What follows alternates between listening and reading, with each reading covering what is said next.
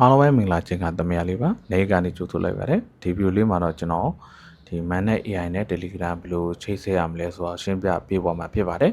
အဲ့လိုချိတ်ဆက်လိုက်ခြင်းအပြင်ကျွန်တော်တို့အားသာချက်အားနည်းချက်လေးတွေဒါအသုံးပြုရဘယ်လိုမျိုးလေးရှိရဆိုတော့ကျွန်တော်အသေးသေးဒီဗီဒီယိုလေးမှာရှင်းပြပေးပေါ်မှာဖြစ်ပါတယ်ကျွန်တော်နဲ့အတူတစ်ချက်လောက်လိုက်ကြည့်လိုက်အောင်ဗျာနောက်တော့အရင်ဆုံးကျွန်တော်တို့ man နဲ့ AI နဲ့တစ်ချက်ဝင်ပါမယ်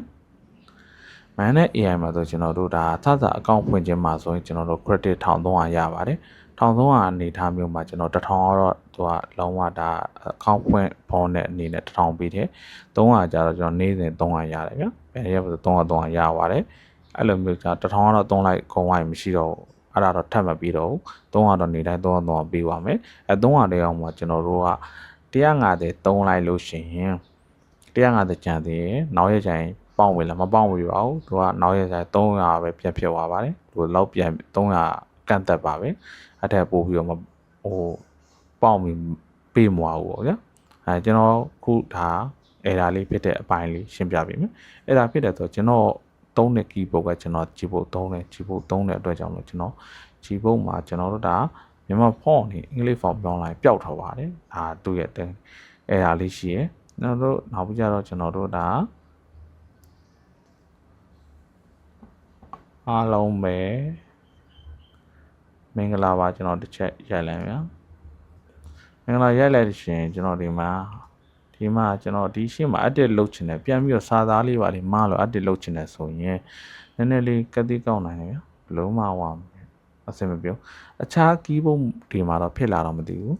ကျွန်တော်ဒီ keyboard သုံးလိုက်တဲ့အချိန်မှာဒါလေးဖြစ်တယ်ပေါ့ဗျာကျွန်တော် keyboard သုံးရတာဒါတော်တော်များများနဲ့အဆင်ပြေတော့ keyboard ပဲသုံးတာများတယ်အဲ့ဒါလေးတော်တော်လေးကတိကောက်နိုင်တယ်အဲ့ဒါမှကျွန်တော်ဒါ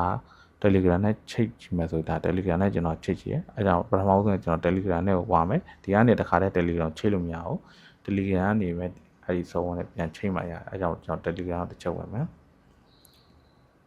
Telegram နဲ့ဝင်ပြီးကျွန်တော် server မှာကျွန်တော်တို့သူ့ရဲ့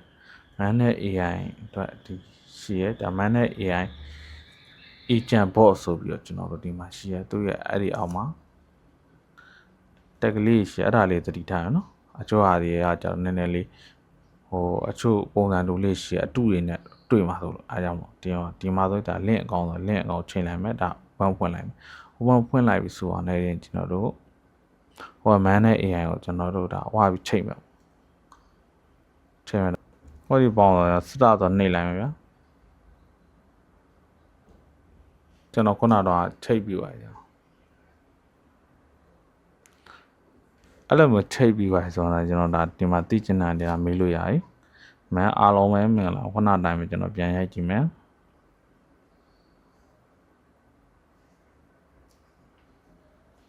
ဒီမှာသုံးရတယ်လွယ်ကူပါပြီဟောနေပါရဲ့သုံးရတယ်အဆင်ပြေပါဒါပေမဲ့သူ့မှာလည်းအားနည်းချက်ရှိပြန်သေးတယ်အားနည်းချက်ရှိပြန်တော့သူ့မှာကျွန်တော်တို့ဒီမှာဆိုရင်ကျွန်တော်တို့ဒါ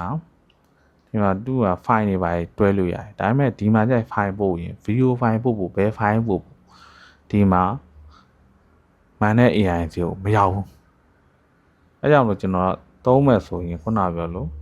ဟို file ပို့မဲ့ဆိုရင်ဒီထဲကနေပို့ပြီးမှကျွန်တော်တို့စာကြောင်းလေးပါဒီထဲကနေပို့ပြီးမှဟိုဘက်ကိုပြန်ပြီးပို့မယ်ကျွန်တော်ဒီမှာစတဆိုတာဒီမှာပွားတယ်မှန်သူ့ရဲ့ဒီခုနဟိုမှာပို့လိုက်တဲ့ဟာအရာတွေဒီမှာပါတယ်ဗျာဟိုပေါ်တယ်အဲ့ဒါမျိုးလေဒီမှာပို့ခြင်းဒီမှာ file တွေပါပို့ပြီးတော့ဟိုဘက်ကနေကျွန်တော်တို့ချက်ပေါင်းဝါနဲ့ Telegram ကနေချက်ပေါင်းအနေနဲ့စကားပြောအဲ့လိုပုံစံမျိုးပဲရတယ်တခုကောင်းတာက man နဲ့ AI မှာ man နဲ့ AI မြန်မာစာကိုကောင်းလေးနားလည်တဲ့အနေအထားမျိုးရှိတယ်ကောင်းလေးနားလည်ဟိုကစာများကျင်ပြင်းတယ်ဆိုရင်ဒါဘောလို့လေးနဲ့ပြောလို့ရတယ်ကျွန်တော်တစ်ချက်ပြောကြည့်လိုက်မယ်အားလုံးပဲမင်္ဂလာပါ